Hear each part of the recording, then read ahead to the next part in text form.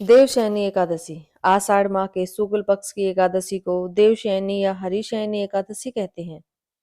इस साल देवशयनी एकादशी 29 जून को है।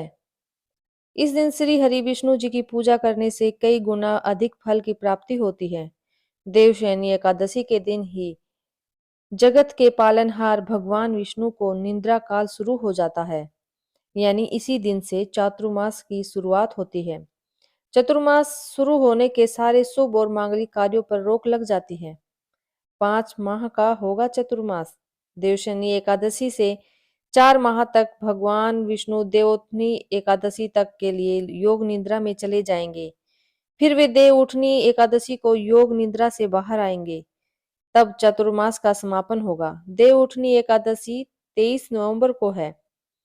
इस तरह से चतुर्मास 30 जून से लगेगा और 23 नवंबर को खत्म हो जाएगा।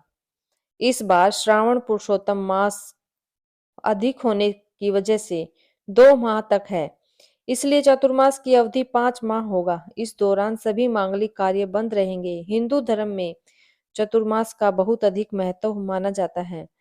चतुर्मास की शुरुआत आषाढ़ माह से शुरू होती है और कार्तिक की एकादशी के दिन खत्म होती है। योग निद्रा से कब जागेंगे देव? ज्योतिष आचार्य ने बताया कि 4 माह की निद्रा के बाद कार्तिक मास में शुक्ल पक्ष की एकादशी को जब भगवान विष्णु योग निद्रा से उठते हैं, तब फिर से सभी मांगलिक कार्य शुरू हो जाते हैं। इस बार चतुर्मास 4 माह की बजाय 5 माह तक रहेंगे। देवशयनी एकादशी के दिन भगवान विष्णु की पूजा के अलावा कुछ उपाय करने से जीवन में खुशियां आती हैं।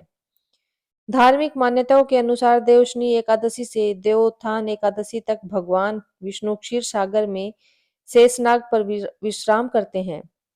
इन 4 महीनों में सभी मांगलिक कार्यों पर रोक लग जाती है।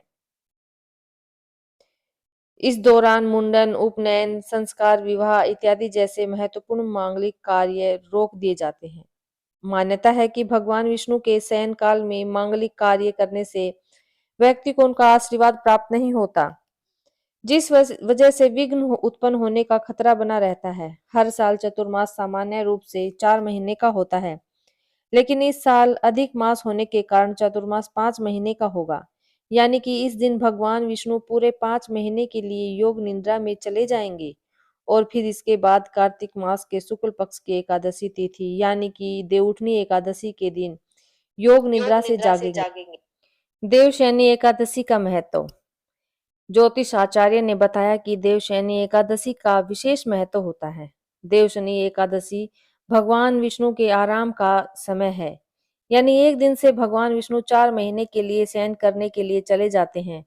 इसी के साथ इस दिन से चतुर्मास का आरंभ भी होता है। ऐसे में अगले 4 महीने तक कोई भी शुभ कार्य का आयोजन करना वर्जित माना जाता है।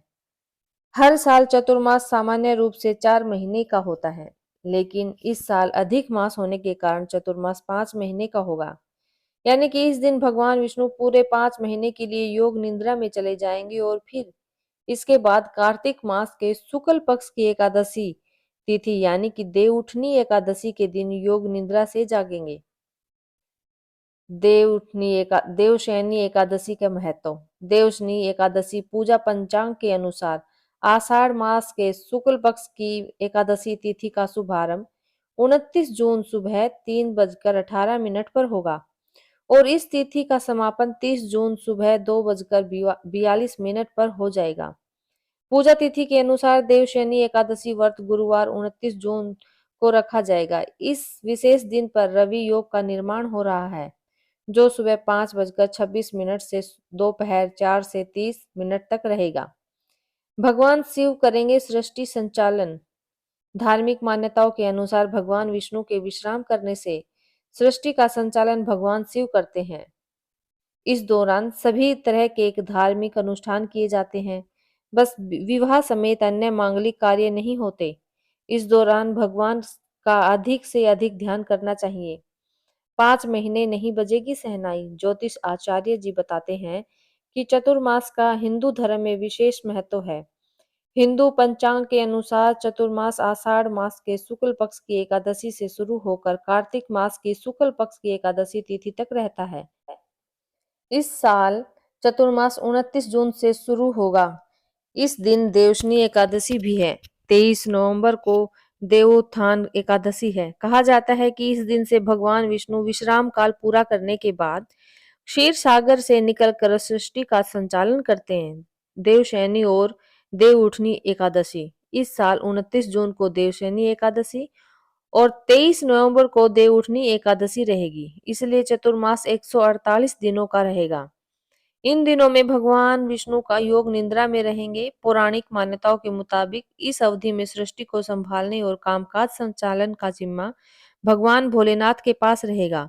इस दौरान धार्मिक अनुष्ठान किए जा सकेंगे, पर विवाह समेत मांगलिक काम नहीं होंगे। चतुर्मास में नहीं होते विवाह। ज्योतिष आचार्य ने बताया कि भगवान विष्णु को सृष्टि का पालनहार कहा जाता है। श्री हरि के विश्राम अवस्था में चले जाने के बाद मांगलिक कार्य जैसे विवाह, मुंडन, जनेऊ आदि करना शुभ नहीं माना जाता। मान्यता है कि इस दौरान मांगलिक कार्य करने से भगवान का आशीर्वाद प्राप्त नहीं होता।